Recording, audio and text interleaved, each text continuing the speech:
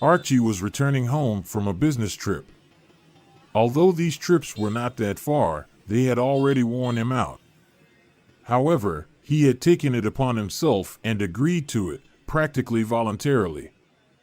Archie was a young and very promising surgeon.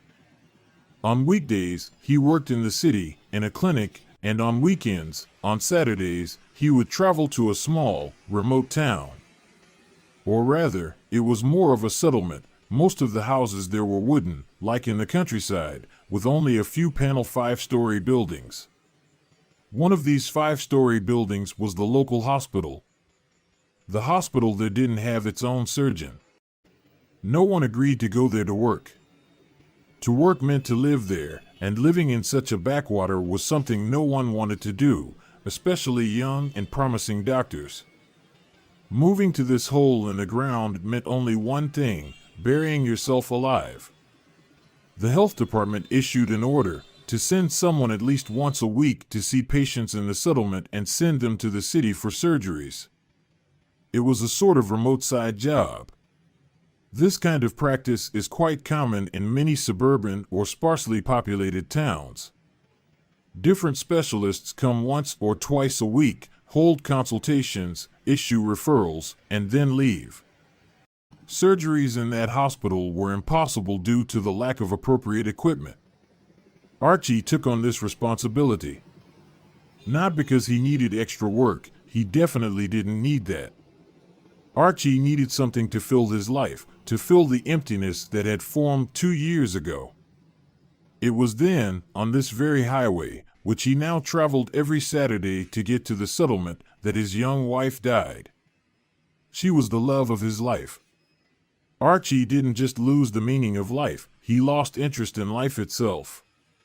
He didn't want to live anymore.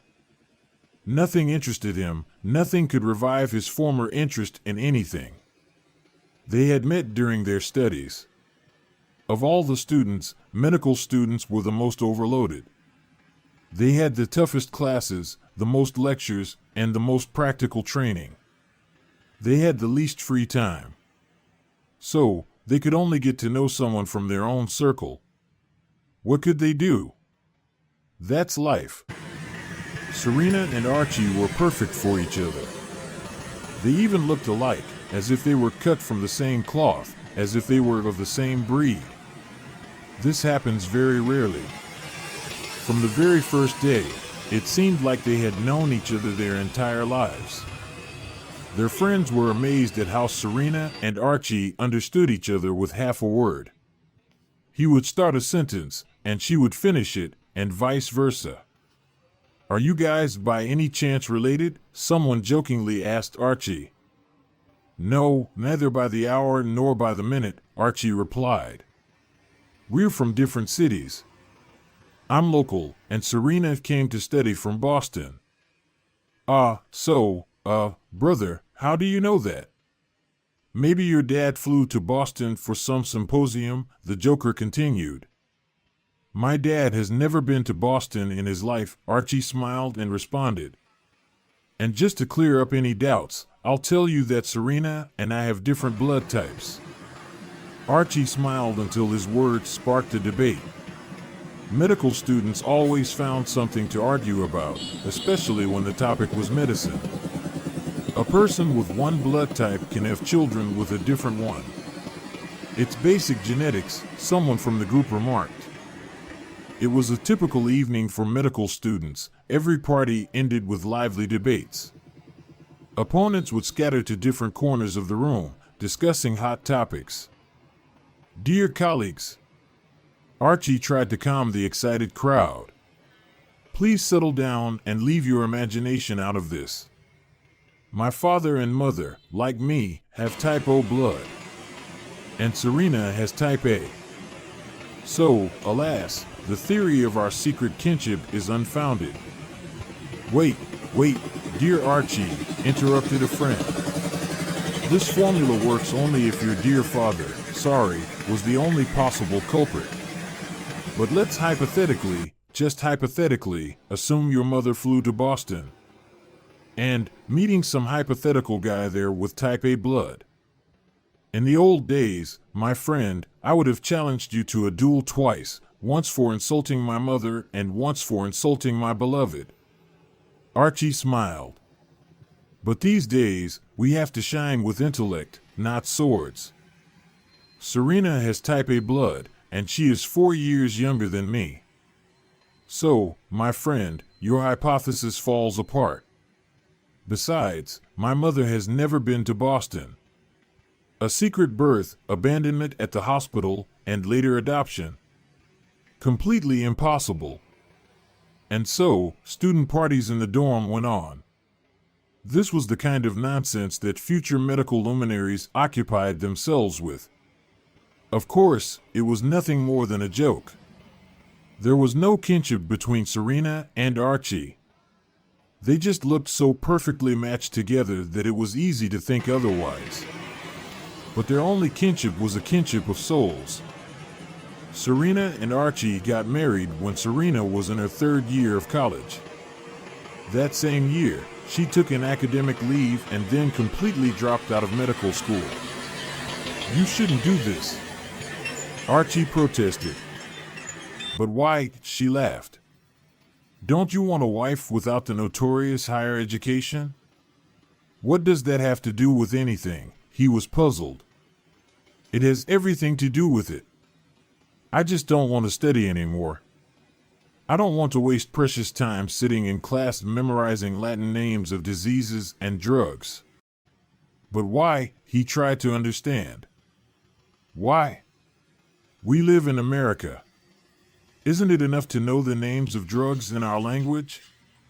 Why bother memorizing this dead language? I can't even talk to anyone in Latin. Serena protested. No one can. We don't learn the language itself, we just memorize the names. What's the point of knowing all the diseases' names in Latin? Can you talk about how your day went in that language? Or order food over the phone? But this language isn't for ordering pizza, Archie countered. Then what is it for? Why the double names? She persisted. I don't want to memorize this. I just want to live. Then why did you go into medicine? Archie asked. To meet you and marry you. Serena laughed. She really seemed to be in a hurry to live. It was as if she knew how short her time was. Serena wanted to do everything, enjoy traveling, relax by the sea, become a mother, accomplish all her dreams. She was always rushing somewhere. This year, I absolutely want to become a mother, she declared one day. Isn't that too soon? We've just gotten married. I'm in my residency, Archie tried to argue. So what? I'm not studying. One famous surgeon in our family is enough. And I actually have time to take care of the child. That year it didn't happen. It didn't happen the next year either. Archie wasn't upset, but Serena was troubled. She felt like time was slipping away. She dreamed of their son following in his father's footsteps and becoming a doctor. Serena's grandfather had been a soldier and dreamed of a grandson who would follow in his path, so the boy was meant to become a military doctor and attend the military medical academy. Serena was the type to go all in either everything or nothing. No one knew how she ended up on that highway that night. What was she doing there? Where was she going? To whom? Or from whom? Archie was on the night shift. For young, childless specialists, this was a typical duty. It was thought that at night, they had nothing to do, so Archie was often assigned to be the night shift doctor. She was brought to the emergency room to the very clinic where Archie worked. It was their on-call day for the region.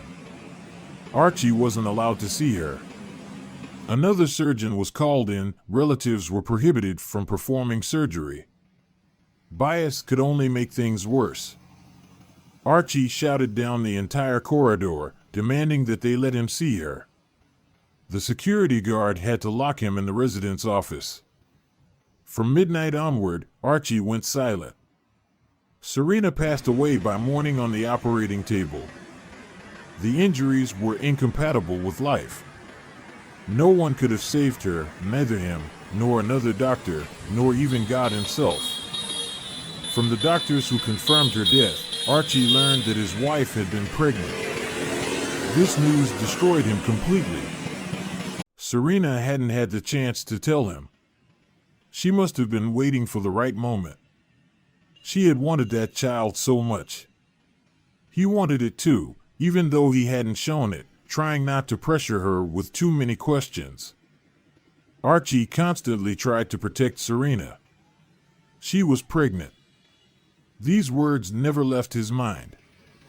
He kept repeating them to himself over and over, quietly losing his sanity. At home, everything became unbearable.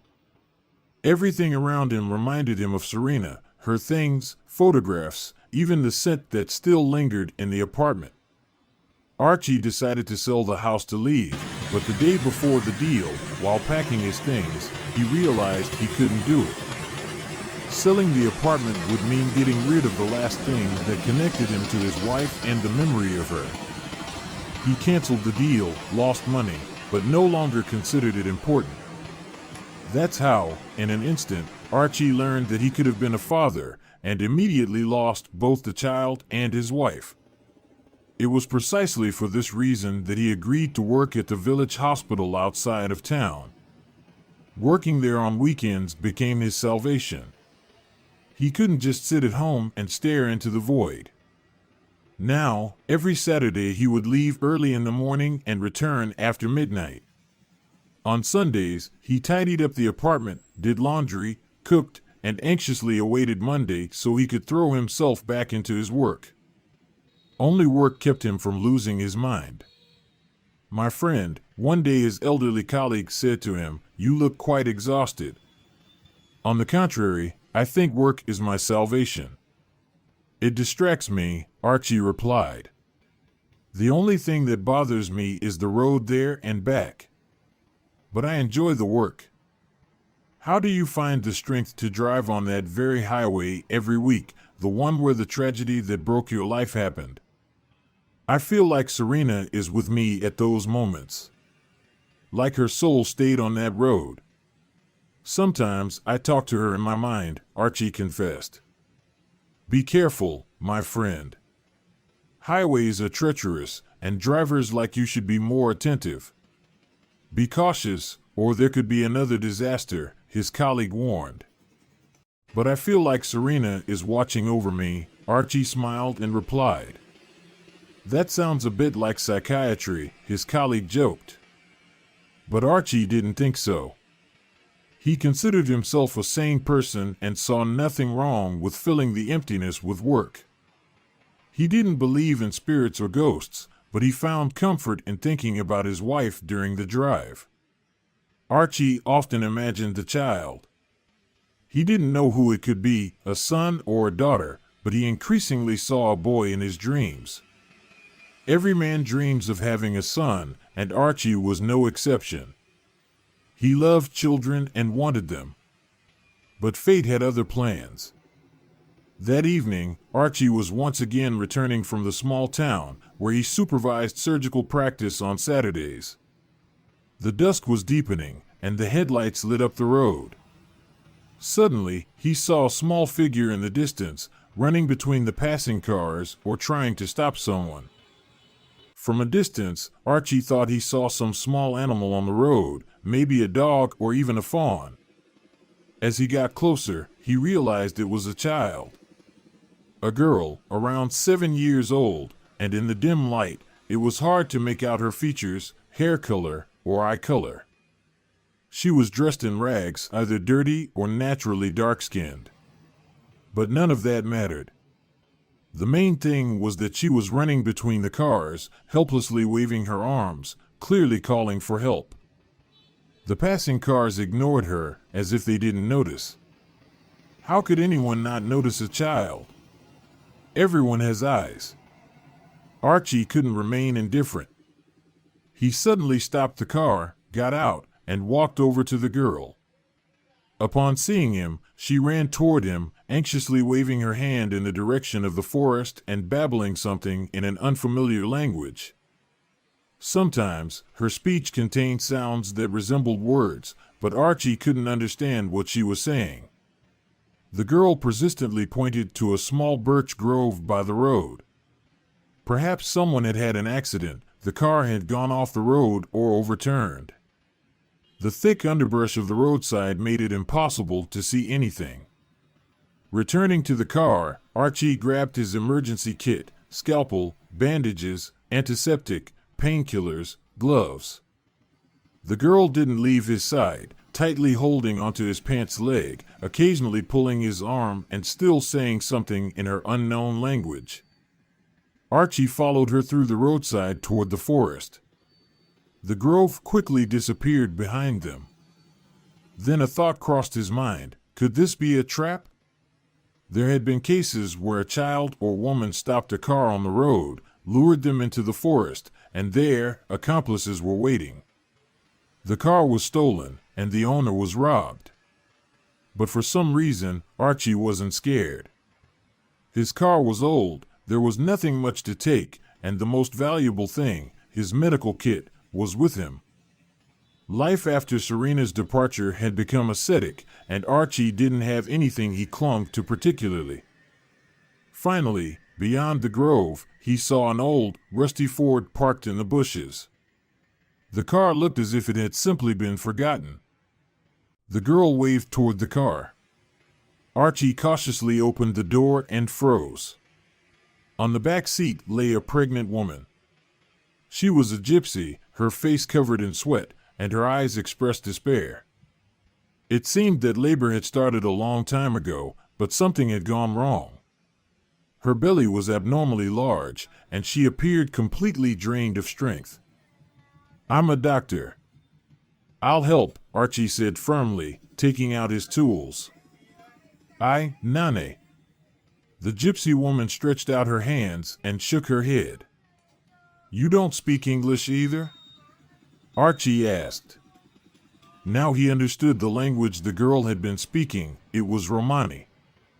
It's no secret that gypsies learn their language first as children and only later learn English, though most likely they learn both at the same time. Surprisingly, all gypsies turn out to be bilingual. That's where they get their creative approach to solving any problem. I'm talking, the gypsy woman groaned. "Do you need help? Are you in labor?" Archie asked. It's still too early, the gypsy woman shook her head. "I'm sorry, but in field conditions, I won't be able to stop the labor. You need to go to the hospital." "No!" the gypsy woman screamed. "I can't go to the hospital. I won't go to the hospital. I don't have insurance, I have no money. Let's call an ambulance." "No need. I'll pay the money, but I won't go to the hospital, otherwise you'll lose the baby." "No, there won't be any hospital. He'll come to the hospital and take my daughter." The gypsy woman began to cry. "Then let's deliver the baby." "How many weeks pregnant are you?" 28 weeks. Maybe 30. I don't remember. But judging by your belly, it looks like you're at 42 weeks. "May I examine you?"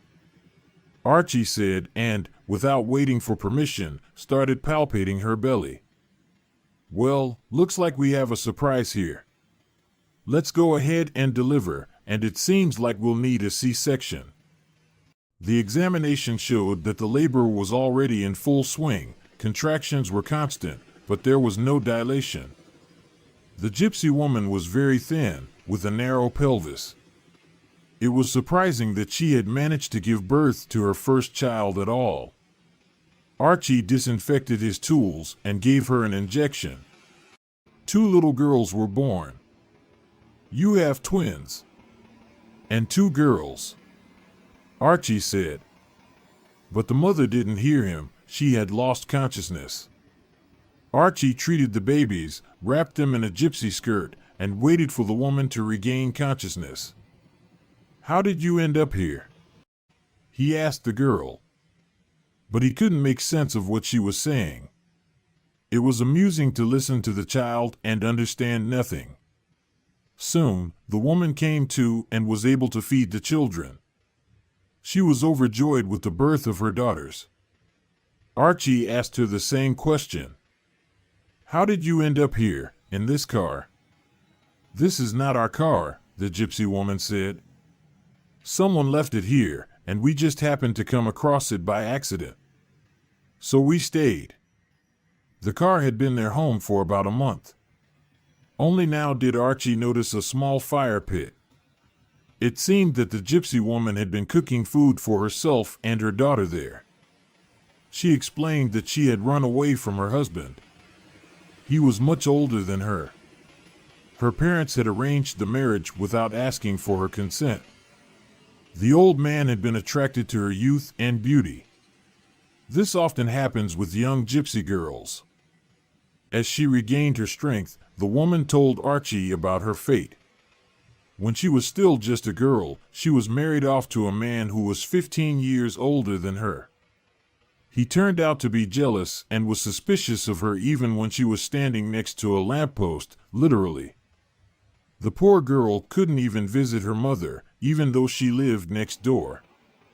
One day, this foolish, jealous man made a scene when he saw her with her own brother.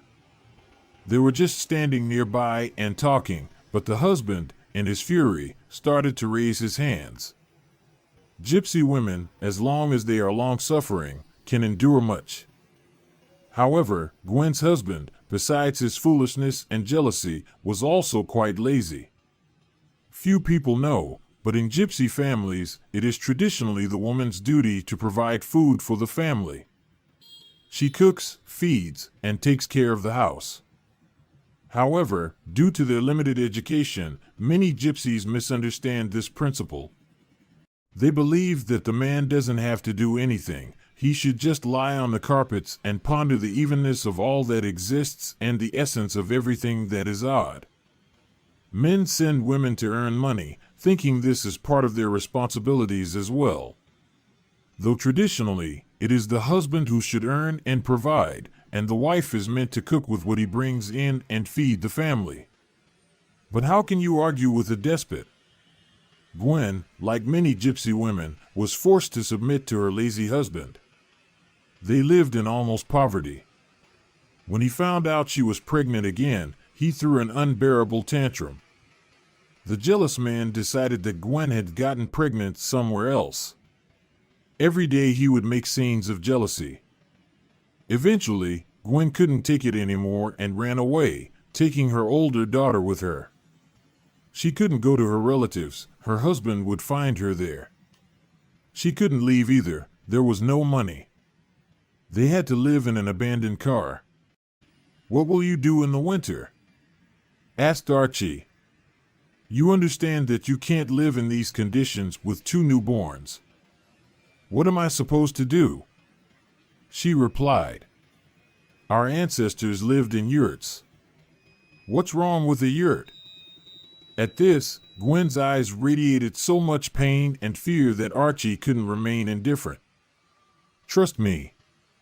I'll help you. You've said yourself that your husband is lazy. So, he definitely won't look for you in another city. Besides, you and the children need medical help. How will I get to another city? I'll take you. Surprisingly, the young mother agreed quite quickly. Archie helped her move the children into his car and once again headed toward his home. Only now did he realize that he had found Gwen practically in the same spot where his Serena had died on the highway.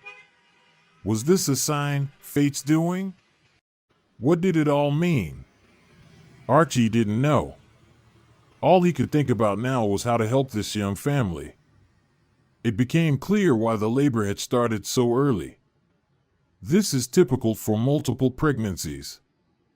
The baby simply didn't fit in petite Gwen, so they decided it was time to be born. However, birth at such an early stage required medical supervision.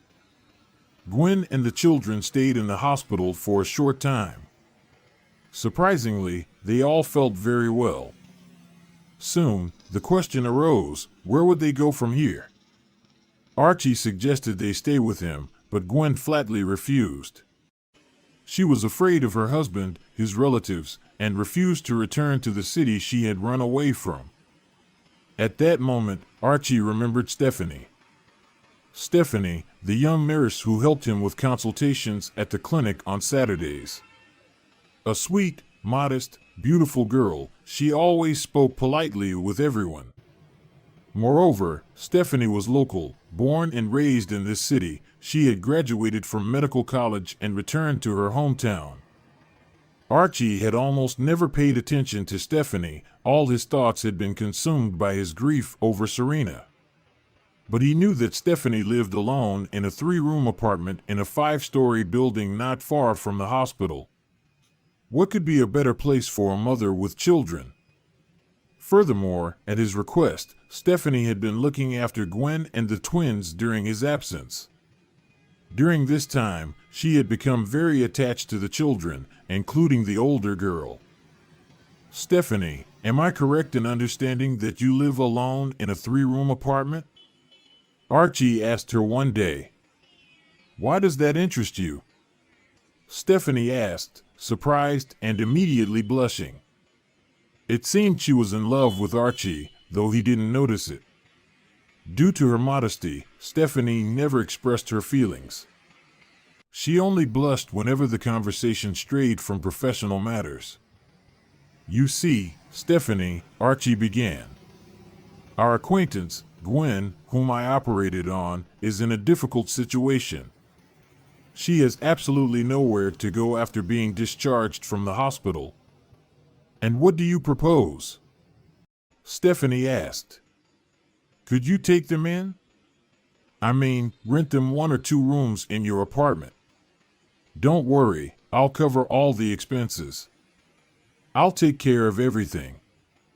Good heavens, what expenses? Stephanie exclaimed, raising her hands. I was actually thinking about this myself. Let's do that. After the hospital, I'll take Gwen in. And absolutely for free. If you want to help with food for the mother and children, of course, I won't object, she added, blushing deeply again. It's just that my salary might not be enough for all of us. Stephanie, why do you keep blushing when I talk to you? Archie suddenly asked. I don't know. I guess it's just my temperament, Stephanie replied quickly and hurriedly left the room. After being discharged, Gwen and the children moved in with Stephanie. The young woman arranged the best accommodations for the mother and her babies. She gave them 2 of the brightest rooms with balconies and took the small room next to the kitchen for herself. This will be enough for me, Stephanie said. She was glowing with happiness and added, it will be more fun together. However, she was afraid to admit to herself that she was happy not just because Gwen had moved into her home, but because Archie had promised to visit them more often. Stephanie didn't hope for any reciprocation. She was just happy to be near him from time to time.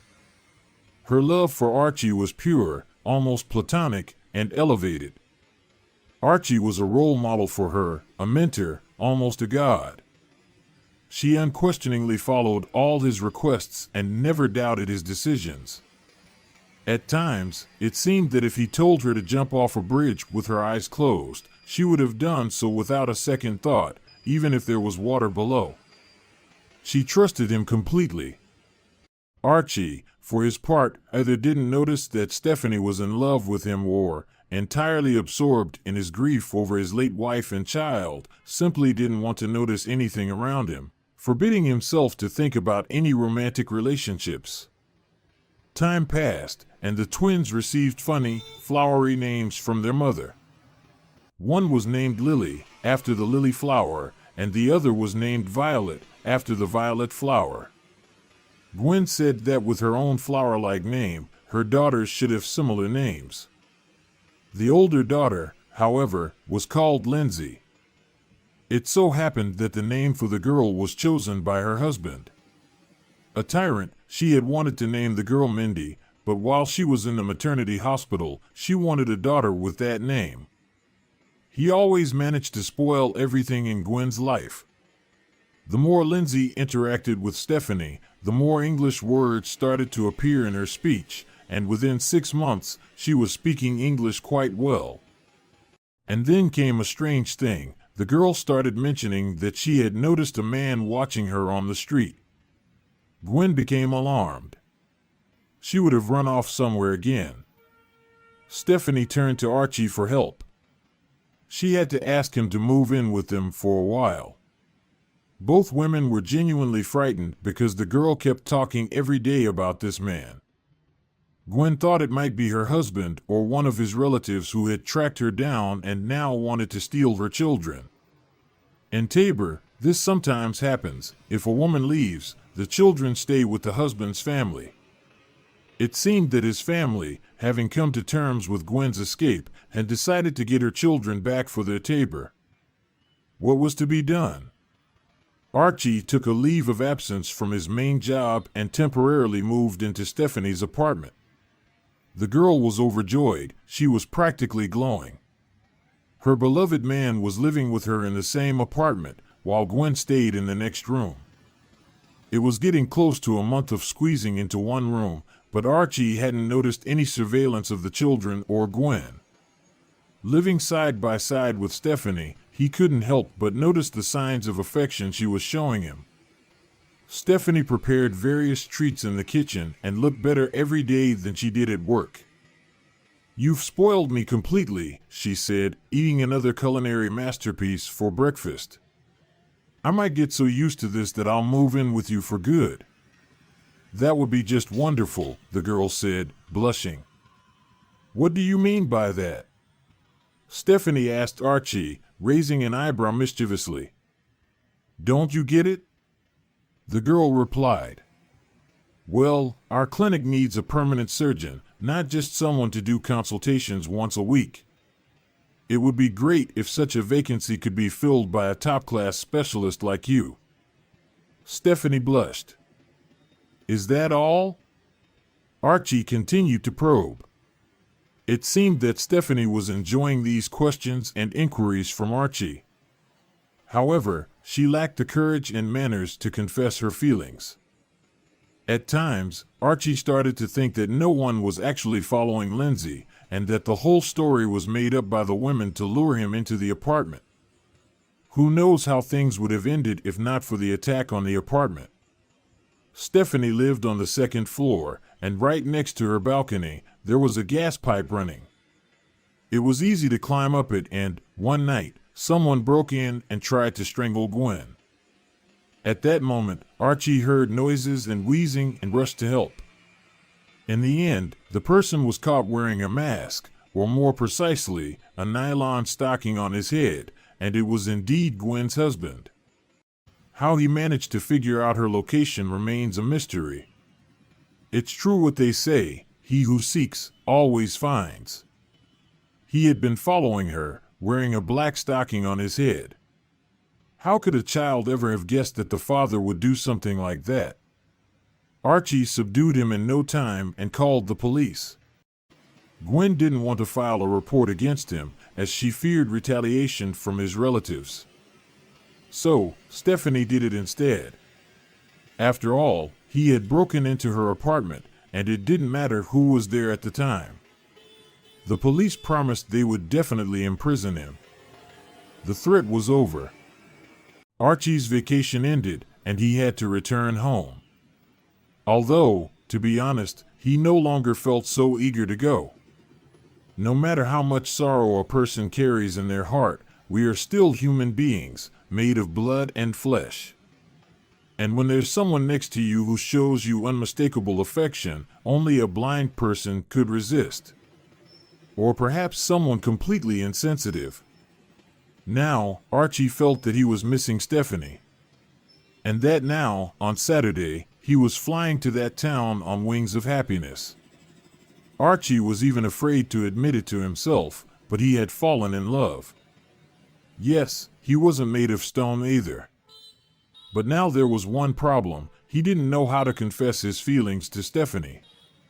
Not that he was shy, no, it was just that Archie felt that by having these new feelings, he would be betraying the memory of Serena and his unborn son. Now he no longer saw that little boy, neither in his dreams nor in his thoughts. It felt like a betrayal. And how could he be with Stephanie if he showed her his feelings? One Saturday, Archie couldn't make it to the clinic, so the appointment had to be canceled. But 2 weeks later, Archie was literally flying to that little town. He didn't even realize how he had covered such a distance.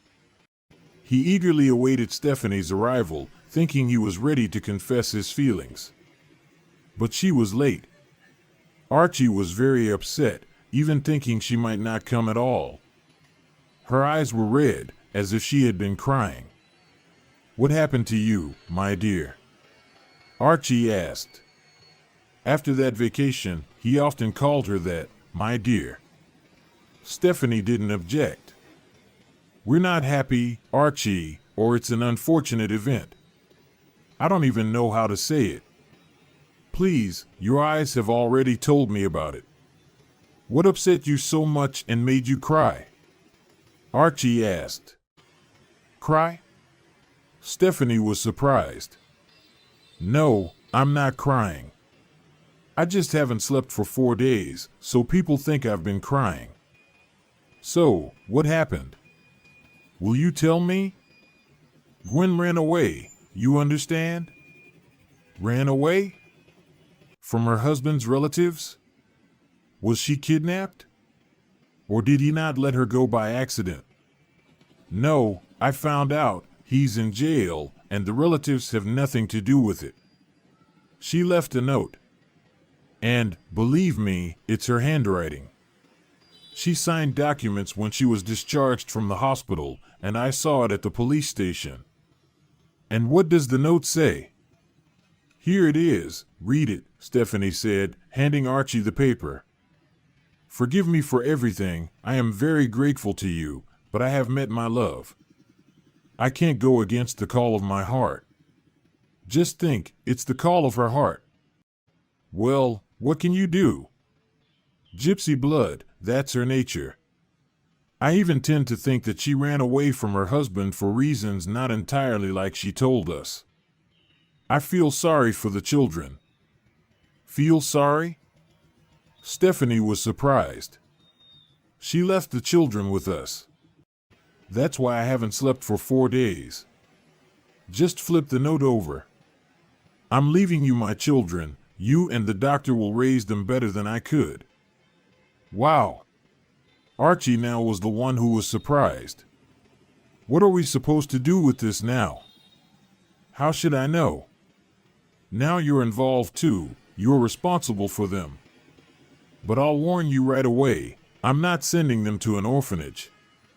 Even with a 3-room apartment, they won't let me have custody of 3 girls. So I don't know what to do. What are we going to do? What can we do? We'll raise 3 little gypsy girls." "Stephanie, don't you think it's a wonderful idea? It's like a ready-made plan for the future, for a lifetime. What do you think?" Archie suddenly picked her up in his arms and began spinning her around the office. "So, you're not against it, Archie?" Stephanie asked. Actually, her eyes were shining with happiness, and it seemed like she didn't want Archie to let her go. "My dear, we'll go through fire, water, and even crawl into a copper pipe. We'll raise a whole football team together," Archie said, gently putting Stephanie down on the floor and then suddenly kissing her. "I didn't quite understand, Archie, are you proposing to me right now?" Stephanie asked, surprised. "Well, you could say that. And yes, stop calling me by my last name. And, just like Gwen's husband, we'll raise the girls. I've always dreamed of having a son, but 3 girls, well, that's good too. You know how the ancients used to say, 1 daughter is not a daughter, 2 daughters are half a daughter. 3 daughters are a daughter," said Archie. I think you skipped history and ancient theology lessons, replied Stephanie. It was always said about sons.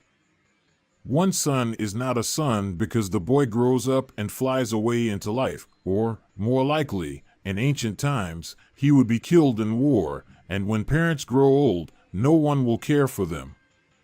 Two sons are half a son because the chances of one of them staying with you increased, but only by 50%. But three sons, that's a son, because one of the three will definitely stay with the parents. You're so smart, Stephanie, said Archie. Stop it already, Stephanie exclaimed. After all, we're going to the registry office on Monday to file the application. What, already that fast? What's there to wait for?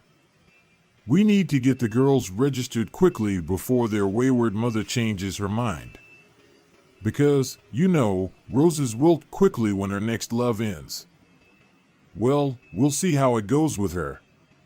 So, Monday at the registry office, deal, my dear. And if I move here permanently and stay at the clinic as a full-time practicing surgeon, I think the administration of your town will help me out and allow me to register the marriage. Without hesitation? Stephanie smiled. You're so quick, just like a Moscow train. But for the girls, I'm ready to make such sacrifices. I agree to become your wife on Monday. The appointment was over. Hugging each other, they went home. Today, Archie didn't need to rush down the highway to his city. Today, he was staying with his beloved girlfriend, his future wife, and his 3 daughters. Archie was happy, lying in bed at night. He thought about how maybe it was Serena who arranged everything, so that in that very place, on that same highway, he would find his destiny. After all, if it hadn't been for the little gypsy girl who needed help, he would never have crossed paths with her. Was it a betrayal of his feelings for Serena? No, Archie didn't think that way anymore. His mind was occupied with other thoughts now. In the fall, Lindsay started school under the doctor's last name, from the city. And a year later, Archie and Stephanie had a son. The girls adored their little brother, Gwen, and their father.